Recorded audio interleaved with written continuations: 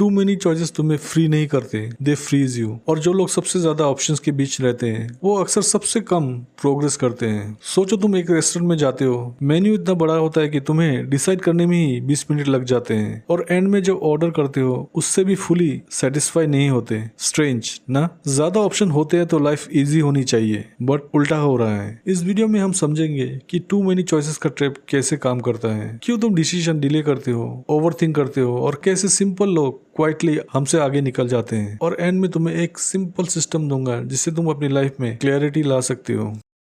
हमें लगता है कि ज्यादा चॉइसेस इक्वल टू ज्यादा freedom. Career options, content ideas, business paths, courses, skill, सब कुछ ओपन है। पर प्रॉब्लम यहीं से स्टार्ट होती है। साइकोलॉजी में एक कॉन्सेप्ट है, पैराडॉक्स ऑफ चॉइसेस।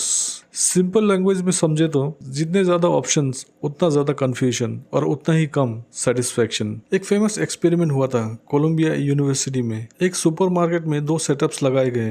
एक टेबल पर 6 जेम्स फ्लेवर थे और दूसरे पर 24 फ्लेवर्स। जब 24 ऑप्शंस थे, लोग ज्यादा अट्रैक्ट हुए, रुक के देखा, इंटरेस्ट लिया। पर जब एक्चुअल परचेस की बात आई, सिर्फ 3% लोगों ने खरीदा। लेकिन जब सिर्फ 6 ऑप्शंस थे, ऑलमोस्ट 30% लोगों ने परचेस किया। सेम प्रोडक्ट, सेम जगह, सिर्फ ऑप्शंस कम थे। डिफरेंस क्या था? ज्यादा चॉइसेस इक्वल टू ज्यादा अट्रैक्शन, पर कम चॉइसेस इक्वल टू ज्यादा एक्शन। और ये पैटर्न सिर्फ शॉपिंग मॉल तक लिमिटेड नहीं है, ये तुम्हारी लाइफ के हर एरिया में चल रहा है, बस तुम नोटिस नहीं करते। कैरियर चूज करना हो तो 100 ऑप्शंस, ऑनलाइन अर्न करना हो तो 50 तरीके, कंटेंट बनाना हो तो एंडलेस आइडियाज।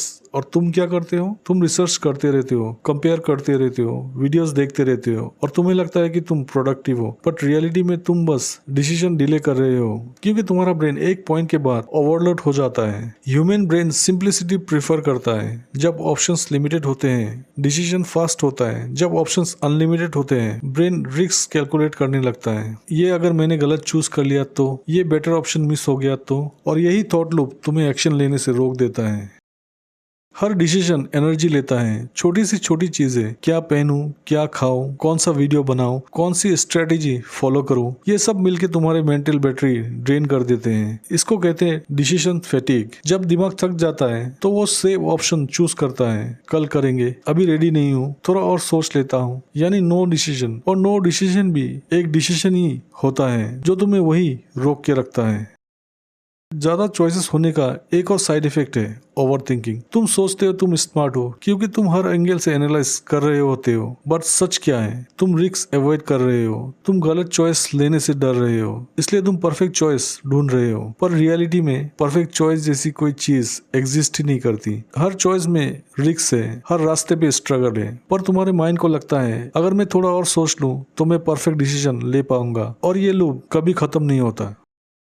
जब ऑप्शन ज्यादा होते हैं, तुम हर चॉइस के साथ ये भी सोचते हो, या अगर मैं दूसरा चूज किया होता तो। इसको कहते हैं अपॉर्चुनिटी कॉस्ट। उदाहरण से समझते हैं, तुमने यूट्यूब स्टार्ट किया, पर 2 महीने बाद तुम सोच रहे हो फ्रीलांसिंग बेटर होता शायद। फिर फ्रीलांसिंग ट्राई करते हो, फिर लगता है स्टॉक मार्केट ट्राई करना चाहिए था, और रिजल्ट? तुम कुछ भी डीप में नहीं जाते, सिर्फ सरफेस लेवल पे सब ट्राई करते रहते हो। और ग्रोथ सिर्फ डेप्थ में होती है, ऑप्शंस में नहीं। अब एक ऑनेस्ट सवाल पूछूं, क्या तुम्हारी प्रॉब्लम एफर्ट की है या क्लियरिटी की? तुम बिजी हो पर प्रोडक्टिव नहीं, तुम सोच रहे हो पर मूव नहीं कर रहे हैं, तुम प्लान बना रहे हो पर स्टार्ट नहीं कर रहे, और अंदर से एक गिल्ट भी रहता है, मैं इतना कैपेबल हूँ फिर भी कुछ क्यों नहीं कर पाता। यही है टू मेनी चॉइसेस का silent damage.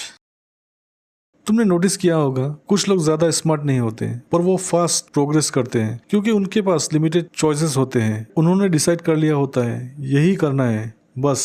No backup plan, no over thinking, और यही उनकी स्ट्रेंथ बन जाती है। उनका फोकस लेजर जैसा होता है। Clarity doesn't come from thinking, ये सबसे इम्पोर्टेंट पॉइंट है। क्लैरिटी सोचने से नहीं आती, क्लैरिटी एक्शन से आती है। तुम जब तक सिर्फ ऑप्शंस कंपेयर करोगे, तुम्हें कभी पता नहीं चलेगा कि क्या काम करता है। पर जैसे ही तुम एक चीज पिक करके उसमें काम करते हो, तब तुम्हें अपना स्ट्रेंथ पता चलता है, तुम्हें अपनी इंटरेस्ट क्लियर होता है, तुम्हें रियल फीडबैक मिलता है। यानी clarity equal to experience, not thinking. यहाँ एक पावरफुल माइंडसेट शिफ्ट है। लाइफ में प्रोग्रेस करने के लिए तुम्हें कुछ दरवाजे क्लोज करने पड़ते हैं, टेम्पोररी ही सही। मतलब अगले 6 महीने सिर्फ ये करूंगा, नो डिस्ट्रैक्शन, नो स्विचिंग। इससे तुम्हारा ब्रेन रिलैक्स होता है, क्योंकि अब उसे बार बार चूज नहीं करना, अब उसे सिर्फ एग्जीक्यूट करना है, और एग्जीक्यूशन ही रिजल्ट देता है। सच थोड़ा अनकंफर्टेबल है।